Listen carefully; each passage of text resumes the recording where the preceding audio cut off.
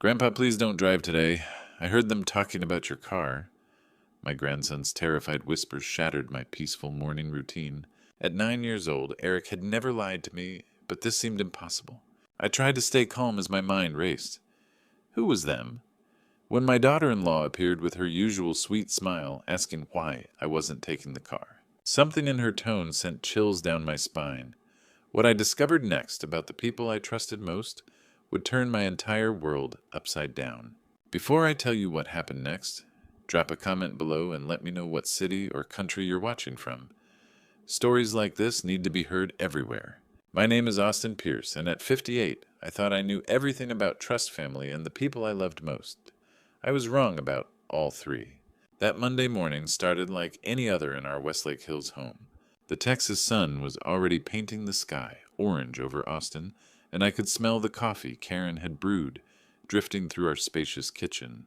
As the owner of Pierce Construction, a company I'd built from the ground up over 25 years, my days usually began early with site reports and contractor calls. My son Philip had left at 5 in the morning for Dallas, where he'd spend the next 4 days overseeing our latest project, a luxury office complex that would keep him busy through Thursday evening. As our lead structural engineer, Philip traveled frequently managing projects across Texas. It was the nature of our business, and honestly, I was proud of how dedicated he'd become. I was adjusting my tie in the hallway mirror when I heard rapid footsteps on the hardwood stairs. Eric, my 9-year-old grandson, came running toward me, his usually bright face pale with terror. His small hands grabbed my arm with surprising strength. "Grandpa, don't get in the car," he whispered urgently, his voice trembling but determined. "They said it will explode." The words hit me like a physical blow. I knelt down to his eye level, searching his frightened brown eyes.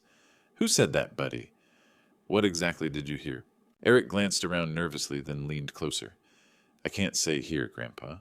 But please don't drive today." Before I could respond, Karen appeared from the kitchen, her blonde hair perfectly styled despite the early hour. She wore her usual warm smile, the one that had charmed our family for the past 6 years since she'd married Philip. "Dad, why aren't you getting the car?" she asked, tilting her head with what seemed like innocent curiosity. Something about the question struck me as odd. Why would my daughter-in-law care whether I was taking my car or not? It was such a specific thing to notice to comment on. A tiny seed of suspicion began to sprout in my mind. I forced my voice to remain steady. "The car's been making some strange noises lately. I think there might be a mechanical issue. I'll take an Uber to work today and deal with it later." Karen nodded, but I caught something in her expression, just a flicker really, that looked almost like disappointment. "Dad, you just go ahead to work. I'll handle getting someone to look at the car for you." The way she said it, so eager to get me away from the house to take control of the car situation, sent an uncomfortable chill through me. Eric's grip on my hand tightened, and I saw him watching Karen with an expression far too serious for a 9-year-old. "That's very thoughtful of you, sweetheart," I replied, pulling out my phone. "But I think I'll take Eric to school first. We could use some grandfather-grandson time." As I called for an Uber, I noticed Karen's smile never quite reached her eyes, and Eric's words kept echoing in my head. They said, "It will explode." Standing there in my own home, surrounded by family photos and the comfortable trappings of a successful life, I felt something I hadn't experienced in decades. Genuine fear. Not for my business, not for my reputation, but for my life. The Uber notification pinged 3 minutes away. I squeezed Eric's hand gently, and he looked up at me with complete trust. Whatever was happening, whatever my grandson had heard, I knew in that moment that his warning had just saved my life. Karen's disappointed glance when I chose not to drive would haunt me for days to come. The Uber pulled away from our driveway, and I felt Eric relax beside me in the back seat. As we drove through Austin's morning traffic, I knew I needed the full story. "Okay, buddy," I whispered, ensuring our driver couldn't overhear. "Tell me everything." Eric scooted closer, his voice barely audible.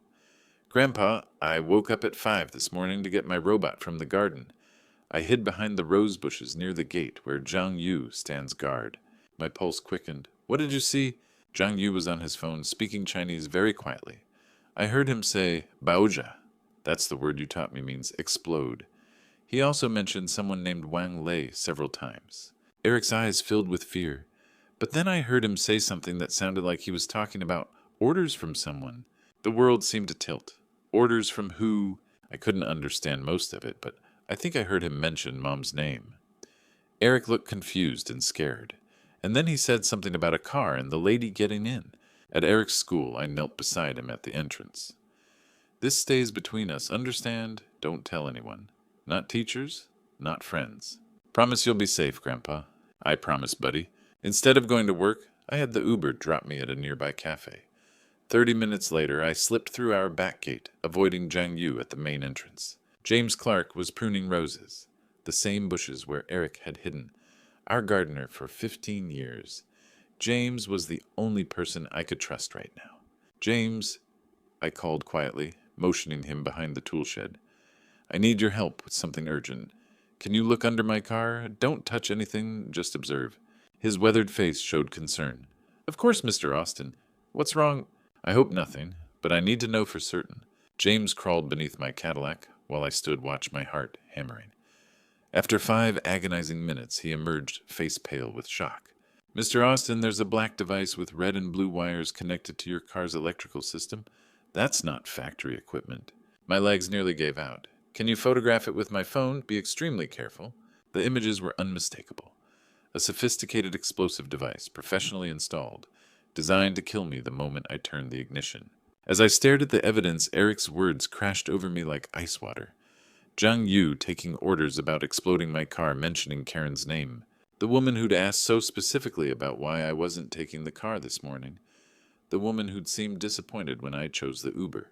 The woman who'd been so eager to handle getting someone to look at the car. Standing in my own garden holding proof of an assassination attempt, I realized the person sleeping under my roof, raising my grandson, working in my company, had been planning to murder me. The morning sun felt cold against my skin as the terrible truth settled in my bones. My daughter-in-law wasn't just family, she was my would-be executioner. Tuesday night was the longest of my life. I lay in bed staring at the ceiling while Karen slept peacefully beside me, her breathing steady and calm. How could someone plan murder and sleep so soundly? Every small sound made me jump. The house settling, the air conditioning clicking on, even hers shifting in her sleep. By dawn, I knew I couldn't handle this alone. I needed professional help, and there was only one person I trusted completely. Rick Anderson had been a private investigator for 20 years before we became friends through Philip's work. When my son was fresh out of college, he'd assisted Rick on a construction fraud case that made both their careers. Rick was thorough, discreet, and most importantly, he understood family loyalty. At 8 in the morning, I called him from my office, making sure Karen couldn't overhear. Rick, this is Austin Pierce. I need to see you immediately. It's about a murder attempt against me. My family is involved. There was a pause before Rick's gravelly voice responded. That's serious, Austin. Meet me at Café Medici on Guadalupe Street in 1 hour. Come alone. The cafe was perfect for our purposes, busy enough that we'd blend in, but with quiet corners where we could talk privately. Rick was already there when I arrived, his salt and pepper hair and weathered face showing the experience of 2 decades investigating people's worst secrets. I slid into the booth across from him, my hands shaking as I pulled out my phone. Rick, what I'm about to show you is going to sound insane, but I need you to hear everything before you judge. His sharp blue eyes never left mine as I told him the entire story. Eric's terrifying warning, Karen's suspicious behavior about the car Zhang Yu's overheard phone conversation, and finally, the discovery of the bomb. When I showed him James's photographs, his expression grew increasingly grave. Rick studied each image carefully, occasionally zooming in on details. After several minutes of silence, he set the phone down and looked directly at me. Austin, this is C4 plastic explosive, homemade but professionally installed. It's wired directly into your ignition system, which means the moment you turn that key, you'd have been killed instantly. He paused, letting that sink in. There would have been nothing left of you or the evidence. My coffee grew cold as Rick continued his analysis. The timing here is crucial. They expected you to drive yesterday morning.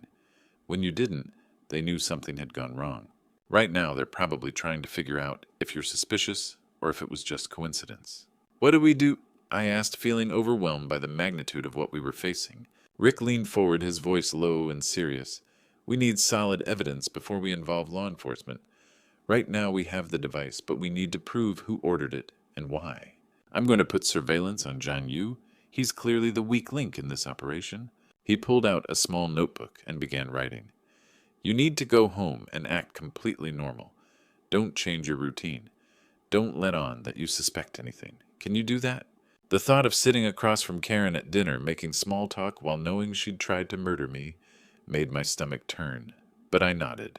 One more thing, Austin. Rick said, his tone becoming even more serious. If they realize their first attempt failed, they won't wait long to try again. We probably have 48 hours, maybe less, before they make another move. As I walked back to my car, Rick's words echoed in my mind. 48 hours to gather evidence against my own daughter-in-law before she tried to kill me again. The clock was ticking. Rick's surveillance team was positioned by Tuesday evening. From my office, I watched Zhang Yu pacing near our gate, constantly checking his phone. Even from a distance, his nervous energy was obvious. Your security guard is rattled, Rick reported. He's received dozens of calls and looks like he hasn't slept. At 1 a.m. Wednesday, Zhang Yu drove to East 6th Street's night market. Austin's late-night district buzzed with food trucks and vendors in dimly lit alleyways. Perfect cover for clandestine meetings. Through Rick's earpiece, I listened as his team followed Zhang Yu deeper into the market maze. Professional surveillance. Multiple agents rotating positions invisible in the crowd. Target moving toward back section, came the whispered report. Looks like a meeting. Behind a taco truck, Zhang Yu met a thin man in his 30s. Both looked desperate. They spoke rapid Chinese voices, barely audible above market noise. Zhang Yu handed over a thick brown paper bag. The stranger opened it quickly, counting cash. After brief words, he nodded and tucked the money away. They separated, disappearing into different sections. Both subjects under surveillance. Rick's voice crackled. Unknown male heading east toward residential. Rick's team followed the stranger to a rundown boarding house in East Austin, one of those cash-only, no-questions-asked places. Within hours, Rick had complete background information. Wang Lei, Rick explained Wednesday morning. 35, undocumented immigrant from Guangzhou.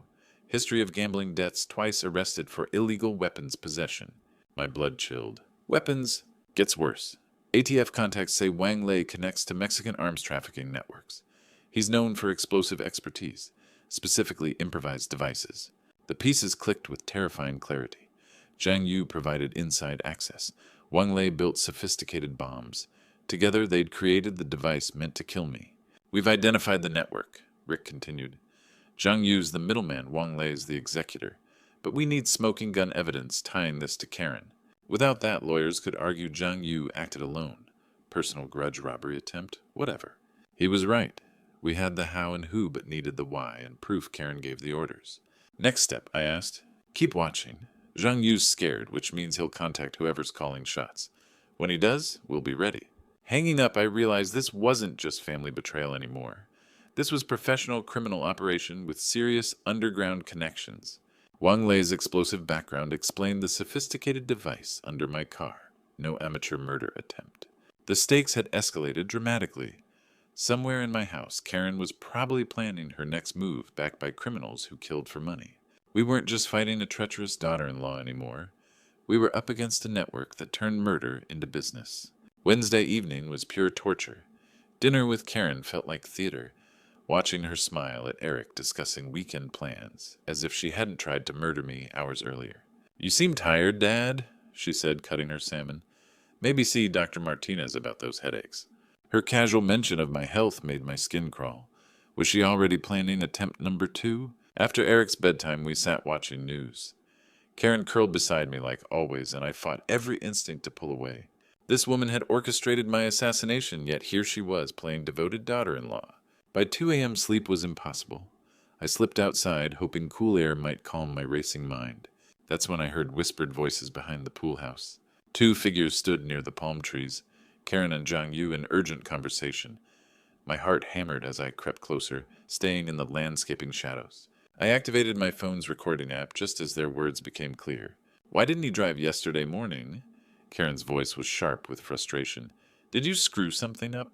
No, ma'am, everything was perfect, Zhang Yu replied nervously. Maybe he suspected something. This is getting too risky. Remove that device immediately. If anyone discovers it, we're all dead. What about the plan? Karen's laugh was cold and calculating. I'll find another way. Something natural-looking, a fall downstairs, maybe a heart attack. I have contacts at Austin General who can help with paperwork. My blood turned to ice as she continued. Phase 2 remains the same.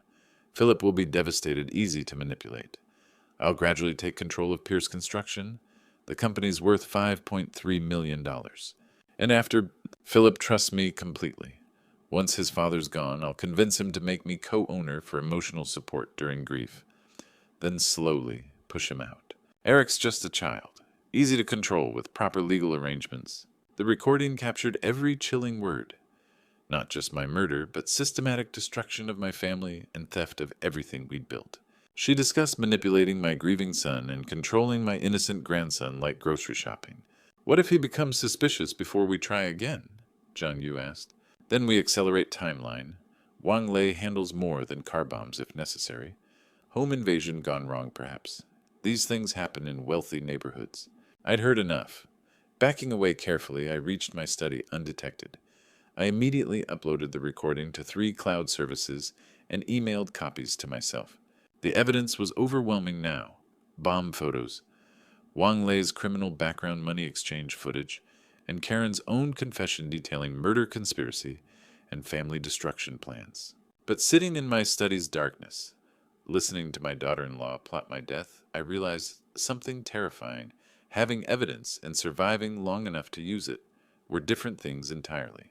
Tomorrow I'd give Rick everything needed to destroy this network. Tonight I had to sleep in the same house as a woman already planning her next murder attempt. The hunter had become the hunted, and Dawn felt very far away. Dawn couldn't come fast enough. I'd spent the remaining hours until 6 a.m. reviewing the audio recording, making sure every word was clear, every confession documented. When I finally called Rick, my voice was hoarse from exhaustion and stress. Rick, I've got it. The smoking gun we needed. Send it now. I transmitted the audio file and waited as Rick listened to Karen's chilling confession. The silence on his end stretched for nearly 10 minutes before he spoke again. Jesus, Austin, this is exactly what we needed. Clear confession, motive, method, and conspiracy. She's handed us everything on a silver platter. What's our next move? We go official. This is beyond private investigation now. We're talking organized crime conspiracy to commit murder and domestic terrorism. I'm calling Detective Chief Alan Wright. By 10 a.m. we were sitting in a secure conference room at Austin Police Department headquarters. Detective Chief Wright was exactly what I'd hoped for. A weathered veteran with 25 years of experience specializing in organized crime and domestic terrorism cases. His steel gray eyes missed nothing as I laid out our evidence. Let me walk you through this chronologically. I began spreading photos and documents across the conference table. Monday morning, my 9-year-old grandson overheard our security guard Zhang Yu discussing a car bomb in Chinese. When I chose not to drive my daughter-in-law, Karen showed unusual interest in why I wasn't taking the car. Wright nodded, taking notes as I continued. Physical evidence. Professional-grade C4 explosive device attached to my vehicle's ignition system, photographed and documented by our gardener. I showed him James's clear images of the bomb, watching Wright's expression grow increasingly serious. Surveillance evidence, video footage of Zhang Yu paying Wang Lei, a known criminal with explosives, expertise, and connections to Mexican arms trafficking networks. Rick added his team's surveillance reports and Wang Lei's criminal background check. Audio evidence. Last night, I recorded my daughter-in-law confessing to the murder plot and detailing her plan to manipulate my son and steal our $5.3 million construction company. Wright listened to the entire recording twice, his face growing darker with each revelation. When it finished, he leaned back in his chair. This is conspiracy to commit murder with organized crime elements, he said grimly. We have more than enough evidence for arrests and convictions, but we need to move fast. According to this recording, they're planning to remove evidence tonight. What's your recommendation? Rick asked. Wright pulled out a tactical planning sheet. Simultaneous raids tomorrow evening at 6 p.m. Here's why that timing works perfectly. Your son Philip returns from Dallas then, which means Karen will be distracted with family reunion logistics. He outlined the strategy with military precision. Team 1 hits Wang Lei's boarding house. Team 2 takes Zhang Yu at your residence, hopefully while he's removing the bomb, which gives us ironclad evidence of tampering with explosive devices. Team 3 arrests Karen at your construction office with the audio evidence. What about my family's safety? I asked. Philip and Eric will be protected the moment our teams move.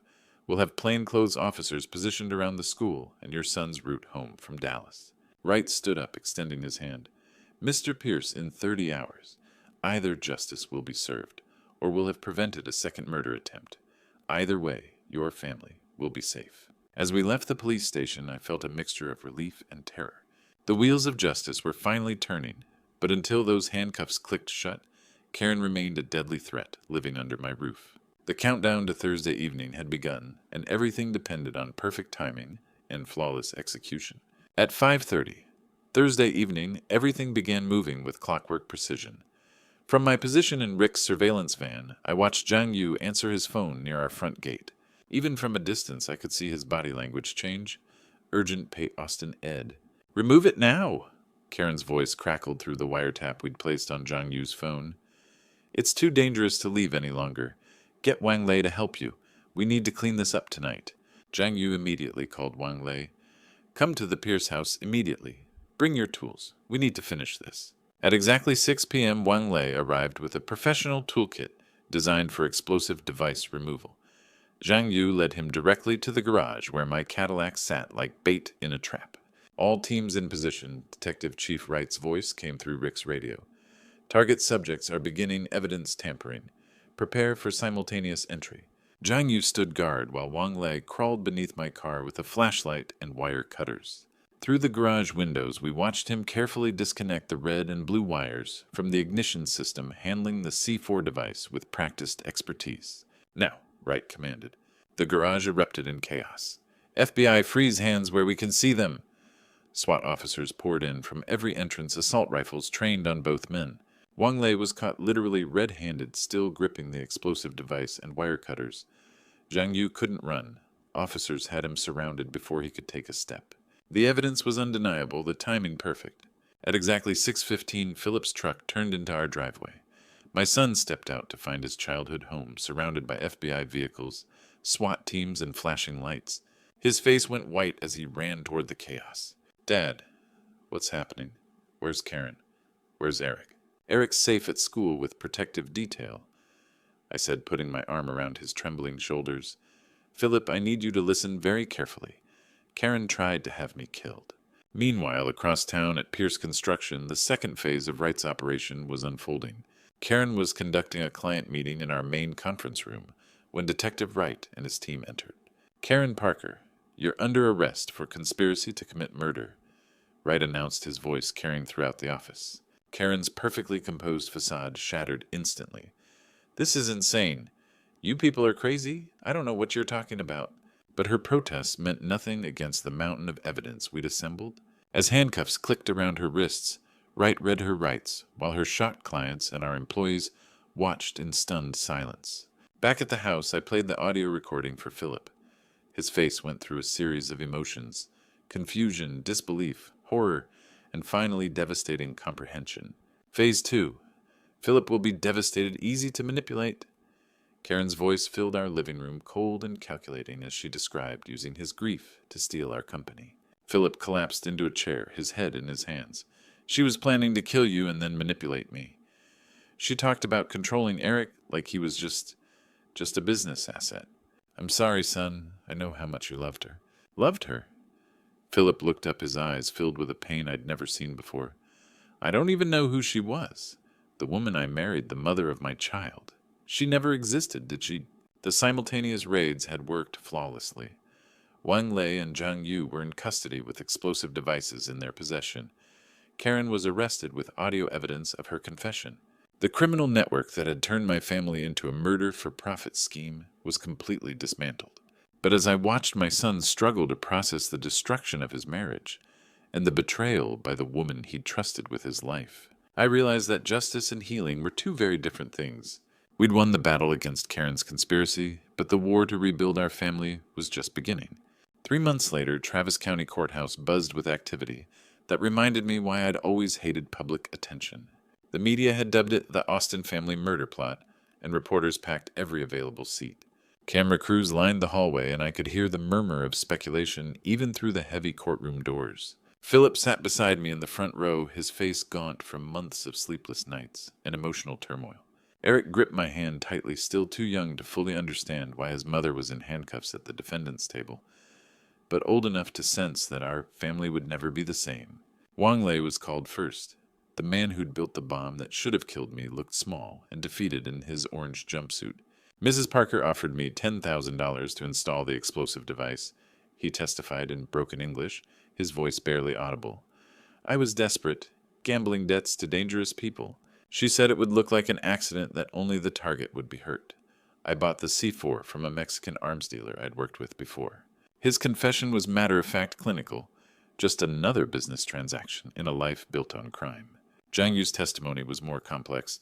Our former security guard looked directly at me as he spoke, his shame evident. 2 years ago, I stole money from petty cash to pay gambling debts. Instead of firing me, Mr. Austin forgave me because he knew my family was struggling financially. Zhang Yu paused, his voice breaking slightly. But I felt humiliated. He had power over my life, my future. 6 months ago, Mrs. Parker approached me. She offered $15,000 and said Mr. Austin was cruel and controlling, that he deserved to pay for how he treated people. I watched Philip's face crumble as he heard how Karen had manipulated Zhang Yu's gratitude into murderous resentment. But the most damning evidence came when the prosecutor presented Karen's red leather notebook found in her office safe. The courtroom fell silent as he read from pages that revealed the cold calculation behind her actions. First step, eliminate Austin Pierce. The prosecutor's voice echoed through the packed room. Various methods considered. Poisoning staged accident car bomb selected for maximum effectiveness. He turned the page. Second step, manipulate Philip. Exploit his grief to gain complete emotional control and business partnership. The final entry made my stomach turn. Final step, control. Pierce construction. Gradual takeover. Eliminate Philip's influence, estimated company value $5.3 million. Timeline, complete control within 6 months. Every word was written in Karen's neat handwriting, as if she were planning a marketing campaign, rather than multiple murders and the systematic destruction of a family. Philip made a choking sound beside me. To see his wife's handwriting laying out his manipulation and eventual elimination was more devastating than any testimony. Judge Martinez's voice was stern as he delivered the sentences. Karen Parker, you are sentenced to 25 years in state prison without possibility of parole for 15 years. Zhang Yu 20 years. Wang Lei 15 years, followed by immediate deportation to China.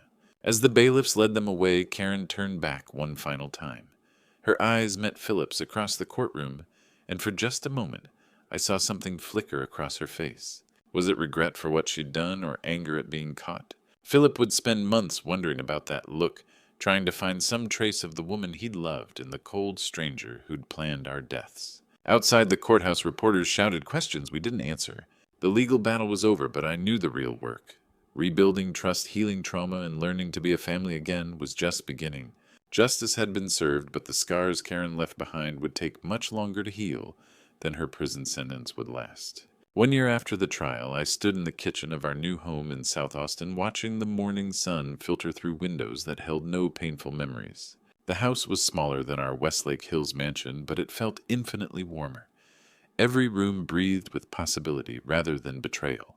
Selling the old house had been Philip's idea. Dad, I can't walk through that garage without seeing the bomb. I can't sit in the garden without hearing her voice planning your murder. We need a fresh start. He was right. This modest 3-bedroom home near Zilker Park became our sanctuary. Philip had transformed from the broken man who'd collapsed in the courtroom to someone stronger, more grounded. The trauma had aged him, but it had also taught him what truly mattered. Grandpa, the pancakes are burning. Eric's voice snapped me back to our Saturday morning ritual.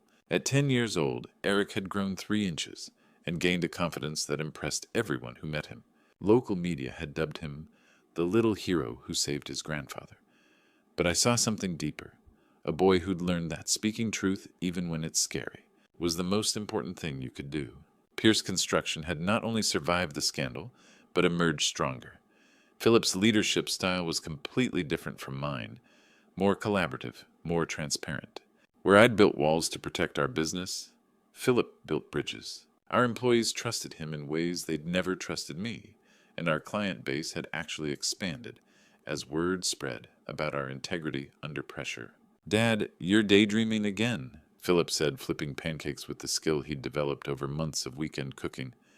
Eric's telling us about his guitar lesson. These Saturday mornings had become sacred to us, 3 generations of Pierce men learning to be a family again. We cooked together, worked in our small garden, played board games that stretched into the evening. Simple rituals that rebuilt trust, one shared moment at a time. I learned a new song, Eric announced proudly. Want to hear it? As my grandson played a tentative but heartfelt version of Amazing Grace on his acoustic guitar, I felt something I hadn't experienced in years: complete peace. Not the absence of problems, but the presence of something stronger than any threat. Philip had learned to laugh again, not the forced cheerfulness of someone trying to forget, but genuine joy in small moments. Watching him teach Eric to change a tire, seeing them joke about whose turn it was to do dishes, I realized we hadn't just survived Karen's betrayal, we'd discovered what family really meant. That evening, as we sat on our back porch watching fireflies dance over our modest garden, I shared something I'd been thinking about for months. You know what I've learned, I said, looking at both of them. Betrayal can come from the people closest to us, but real love, the kind between a father and son, between a grandfather and grandson, that's unbreakable. Trust takes time to rebuild, but when it's built on the right foundation, it becomes stronger than it ever was before. Eric leaned against my shoulder. Are we going to be okay, Grandpa? Better than okay, buddy. We're going to be real. Sitting in our modest garden, listening to Philip and Eric plan a camping trip, I understood something profound. We'd lost a house, a sense of security, and our faith in someone we'd loved. But we'd gained something more valuable: the knowledge that our bond as a family could survive anything. Sometimes the smallest voice carries the greatest truth, and sometimes losing everything false helps you find everything real. The Pierce family had been tested by fire, and we'd emerged not just intact, but stronger than ever.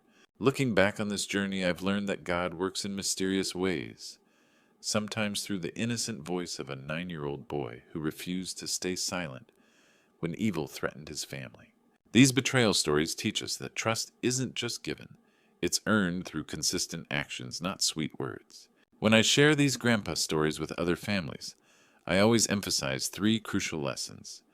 First, never ignore a child's warning, no matter how impossible it seems. Eric's courage to speak up saved not just my life, but our entire family's future.